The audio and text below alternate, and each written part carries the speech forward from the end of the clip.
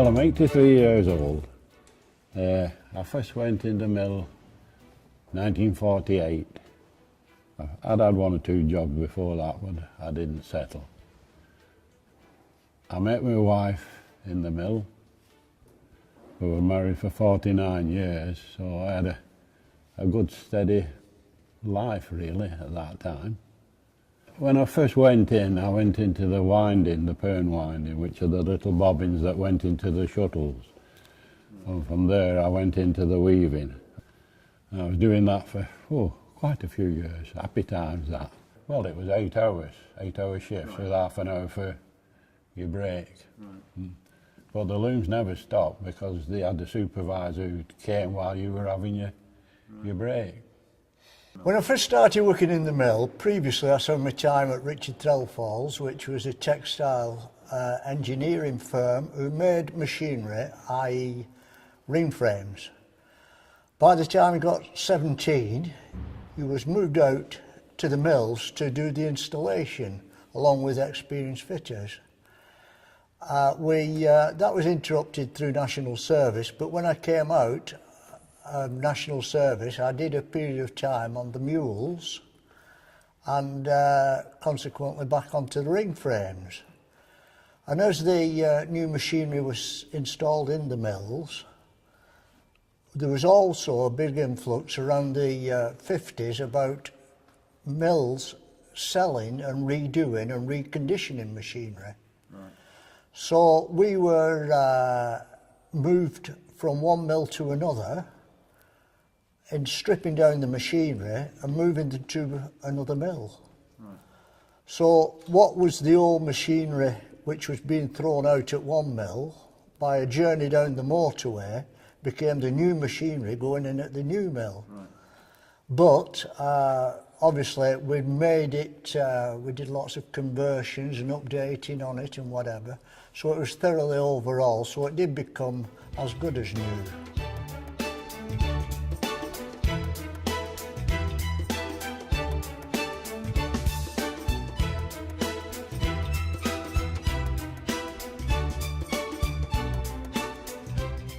Yeah, I started work at 15, and the first job I had was squealing for the beamers. It like went into a V. Yeah. It started wide and went narrow, and then you got the beaming frame at the front, and all these ends came down. They could be bobbins or cheeses. Right. And that was the old type. Then from that, I went section beaming. Right. Now section beaming, you put it on in sections, and the beam what you filled went to the weaver, where the other beams was in the set. Right. And I had to go, and then they put, it could have 9 beams to a set. Right. And my boss used to tell me, they used to have them and they come off and then went on the weaver's beam. But we never saw that part. Having been out of the trade, I decided that there was a market to do it on a self-employed basis, right. Which I got involved with the court halls and did it on the contract work. In other words, supplied the labour, supplied the know-how, and the mill supplied the labour to move the machinery on the transport and the labour to assist in the moving of machines. I would say I was probably the first one to do this sort of thing, right. And maybe the last, but it worked out quite well for me, and it worked out quite well for the mills involved, because I as a single one could undercut the Mather and Platts and the Threlfalls and the Hargreaves Hamilton enormously. I met somebody at Laburnum's and married him. Right. So I'd worked in the mill from 15 to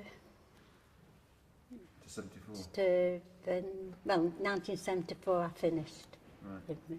Right. Yeah, he was clever. You know, right. He never thought he was, but he was clever. Right. The only downside of it, of course, was the machinery, the noise of the machinery. We weren't the health and safety didn't come as strong as it should have done, or as it is now, hence the deafness, and in lots of cases people who got lung disease with the fly and dust, and it was pretty horrendous at times. And the temperatures we were working in, 80, 90 degrees and plus, and especially in the summertime, with all the windows in the mill, the sun was shining in and it was still boosting the energy and the steam coming through, and it was rather uncomfortable, but we persevered with it. Yeah.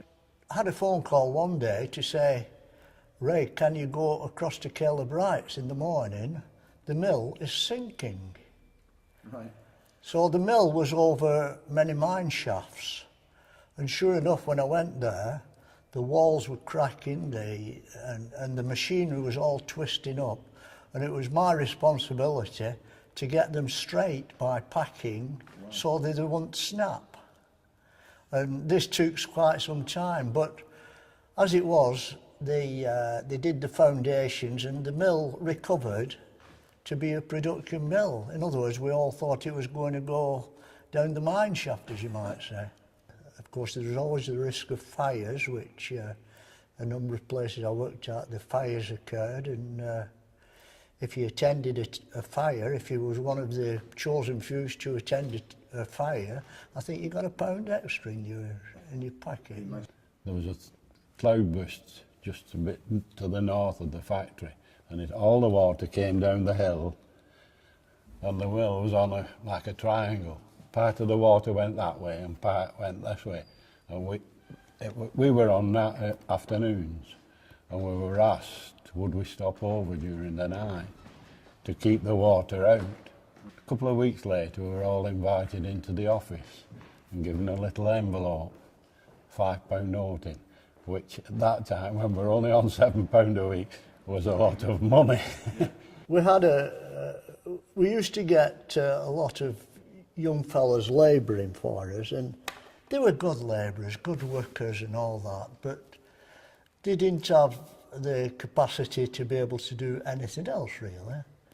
And on this particular day, one of the young lad, he's about 17, 18, he hurt his leg and something, and it came up all swollen, and he had a lump on the leg, and he tried to blame it on everybody and sundry, and I said, you've got to go and get that seen to. He said, where shall I go? I said, go and see the nurse. He said, oh, have they got a nurse here? Well, they didn't have a nurse there.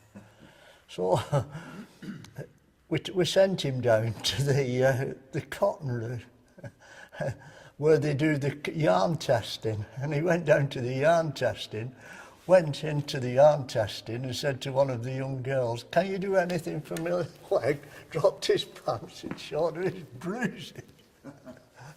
She was quite taken aback by that. I imagine it would be, Yeah. Did she fix it for him? No. She showed him the door. Yeah. Oh dear. Yeah. Well, William Eaton weren't a good paying place, Oh, right, okay. but it was a happy mill. Right. They used to have social events like the annual dance or something like that, but I didn't take part in those because I kept myself as an outsider rather than an involvement in the actual mill itself, because we weren't employed by the mill. Yeah. We were employed indirectly through our own firms that sent us out to the mills. The atmosphere in the mill was brilliant. The men, we went on picnics, bowling on the way to racetracks in Yorkshire. Everybody knew everybody in the mill at that time, not like we are today. You didn't know your own neighbour.